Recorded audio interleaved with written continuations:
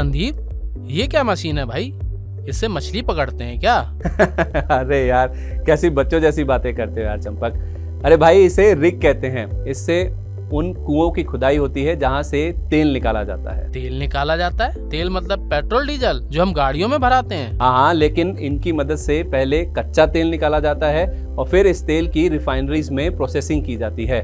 तुम्हें पता है, ये जो रिग होते हैं इनका एक दिन का किराया 35 से 36 लाख रुपए तक होता है। क्या 35-36 लाख रुपए? मतलब पेट्रोलियम कंपनियों के पास खुद का रिग नहीं होता? और क्या, किराए पे लेती हैं। और किराए पे रिग देना हो तो एक अलग और बड़ा कारोबार है ये तो। काश मेरे पास भी एक रिग होती तो मैं कितना कमा पाता।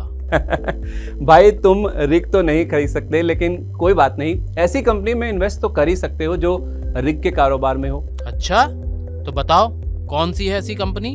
चलो, इस बार तुम्हें ऐसी ही एक कंपनी के बारे में बताता हूं जो शेयर बाजार में लिस्टेड है, जिसे तुम निवेश के लिए डार्क हॉर्स मान सकते हो। ये कंपनी है जिंदल ड्रिलिंग यानी JDIL। પી જિંદાલ ગ્રુપની કંપની જિંદાલ ડ્રિલિંગ છેલ્લા 30 વર્ષ કરતાં વધુ સમયથી ઓઇલ ગેસ સેક્ટરમાં ઓફશોર ડ્રિલિંગ એટલે કે કિનારાથી દૂર સમુદ્રમાં ખોદકામનું કામ કરે છે। આ કંપનીના ઓપરેશન્સ ખાસ કરીને 3 સેગમેન્ટમાં છે, જેમાં offshore drilling, horizontal and directional drilling અને મડ લોગિંગ સર્વિસીસ સામેલ છે।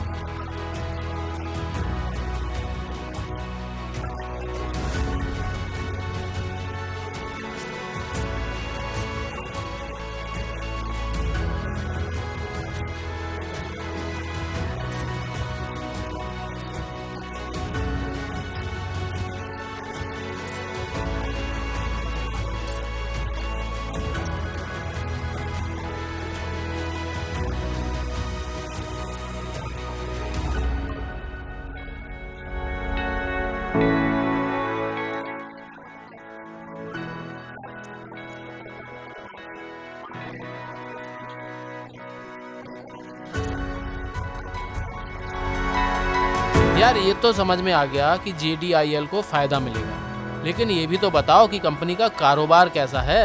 हाँ यार, जरूर बताऊंगा। देखो, ध्यान से सुनना।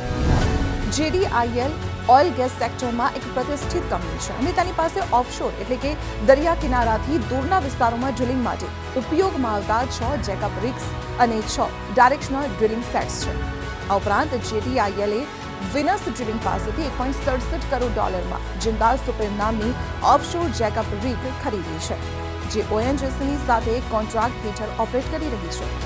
JDILના ગ્રાહકોમાં ONGC, ઓઇલ ઇન્ડિયા, GSPC, નેપ્ટુગેસ ઇન્ડિયા, ગેલ, કિનારો રિસોર્સિસ, જીઓન પ્રો, એલાયન્સ, નોબલ, સાલ્પેટ, JTI અને SR જેવી કંપનીઓ સામેલ છે।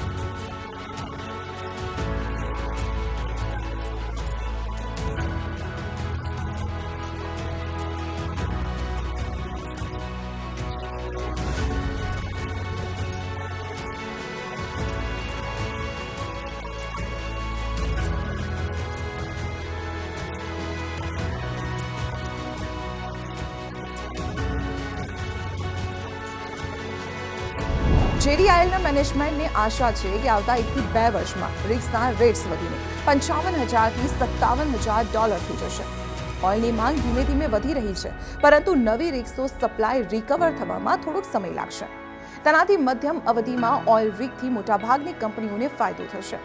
JDIL જેવી કંપનીઓનો ધંધાકીય નફો વધશે, કારણ કે ફિક્સ્ડ ચાર્જ લગભગ તે જ રહેશે કે થોડો વધશે, પરંતુ નેટ પ્રતિદિન ચાર્જિસમાં फाइनेंशियल ईयर 24 અને फाइनेंशियल ईयर 26 दरमियान झड़पથી વધારો થઈ શકે છે. तो इनका जो प्रॉफिटेबिलिटी होता है वो बेसिकली एक ट्रिगर तो क्रूड ऑयल प्राइस है. क्रूड ऑयल प्राइसेस का हमारा मानना है कि तेजी का माहौल कंटिन्यू रहेगा, क्योंकि अभी ओपेक ने हाल ही में 10% आउटपुट कट करने की बात की है. तो इसका मतलब है कि क्रूड के prices at least short to medium term में गिरेंगे नहीं, करीबन $85-90 में रहेंगे. और दूसरा ग्लोबल जो रिग मार्केट है वहाँ पे अभी सप्लाई ऑफ रिग्स बहुत टाइट हो चुका है. ONGC को करीबन 2 या 3 ऑयल रिग्स की और जरूरत है, और वो कोशिश कर रही है कि इंडिया से या फॉरेन कोई सप्लायर से ये सोर्स करे, बट अभी उनको मिल नहीं रहा है. ठीक है, मान लिया कि कंपनी का कारोबार अच्छा है, पर इसका वित्तीय प्रदर्शन यानी मुनाफा वगैरह कैसा है ये भी तो बताओ अब.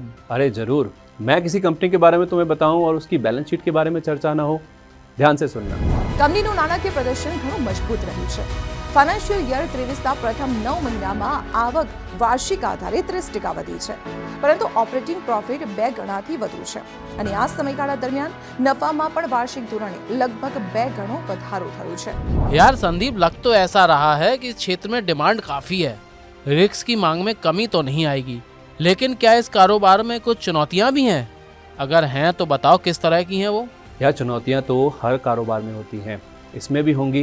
क्या चुनौतियां हैं, जरा ध्यान से सुनिए. इनका सबसे बड़ा कस्टमर ONGC है, और दूसरा ऑयल की कीमतें अगर गिरावट दिखाती है तो देन इनके लिए दिक्कतें बढ़ेंगी, क्योंकि जैसे मैंने कहा था कि ऑयल की कीमतें अगर बढ़ती है तो ही इनके लिए फायदेमंद बात है. अगर ऑयल की कीमतें गिरती है और डॉलर वीक होता है तो डेफिनेटली इनके डे रेट्स पे असर होगा और उनको डेफिनेटली मार्जिन्स कम मिलेंगे. तो ये सबसे बड़ी चुनौतियां है, जो हमको लग रहा है कि शायद एटलीस्ट कम से कम 12-15 महीने के लिए तो नहीं लग रही, क्योंकि डे रेट्स बढ़ रहे हैं, रिग की अवेलेबिलिटी भी नहीं मिल रही है, तो इसका फायदा कंपनी को मिलेगा. बट चुनौतियां ये दोनों है. ठीक है संदीप, सब सही लग रहा है. अब ये बताओ इसके शेयरों का क्या हाल है? एक्सपर्ट्स ने क्या इसके लिए कुछ टारगेट भी दिए हैं? हाँ, यार इसके शेयर का हाल भी तुम्हें बताता हूँ. देखो, જો JDILના શેરની વાત કરીએ તો છેલ્લા એક મહિનામાં તે અંદાજે 25% ઉછાળો દર્શાવી ચૂક્યો છે. તો પણ 305 રૂપિયાના હાલના ભાવે શેર ફાઇનાન્શિયલ યર 24ના આધારે 6 ગણા અંદાજિત PE મલ્ટીપલ પર અને ફાઇનાન્શિયલ 24ના આધારે 4 ગણા તેમજ ફાઇનાન્શિયલ યર 25ના આધારે 3 ગણાના અંદાજિત EV/OBITDA મલ્ટીપલ પર કારોબાર કરી રહ્યું છે. મજબૂત ઓર્ડર બુક, નફાની સ્થિતિ અને મજબૂત ઓપરેટિંગ કેશ ફ્લોને ધ્યાનમાં રાખીને શેરને 6 થી 7 ગણાના પ્રીમિયમ EV/EBITDA મળવાનું अनुमान છે. कंपनी इस साल हमारा मानना है कि पिछले साल 64 करोड़ का प्रॉफिट कंपनी रिकॉर्ड किया था. अभी ऑलरेडी 9 महीने में, पहले 9 महीने में और FY23 का इन्होंने 86 करोड़ का प्रॉफिट रिकॉर्ड किया है. हमारा मानना है कि कम से कम 115-120 करोड़ का प्रॉफिट इस साल आएगा, और अगले साल कम से कम 155-156 करोड़ की प्रॉफिट आएगी.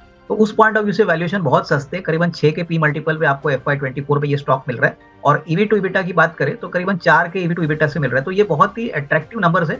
अगर हम आने वाले 12-15 महीने की बात करें तो मुझे लग रहा है कि कम से कम 475-480 का टारगेट लेके यहाँ पे आपको इसमें निवेश करने का मौका मिल रहा है. तो ये डेफिनेटली एक अच्छा रिस्क रिवॉर्ड बेट आपको दे सकता है. तो समझ में आया भाई कुछ चंपक? आज तुम्हें मैंने एक और छुपा रुस्तम बता दिया है निवेश के लिहाज से. वाह संदीप, आज तो एक नए कारोबार को भी समझ पाया मैं. निवेश करने के लिए एक और शेयर मिल गया मुझे अब तो.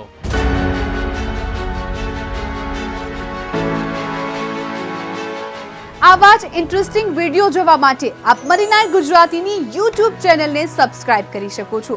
સાથે જ રેડ આઇકન બટન દબાવજો. એટલું જ નહીં, મની9 ગુજરાતીના ફેસબુક પેજને પણ આપ લાઈક કરી શકો છો, અને ટ્વિટર અને ઇન્સ્ટાગ્રામ આ બંનેને ફોલો કરવાનું ના ભૂલતા, કારણ કે સમજ છે તો સહજ છે.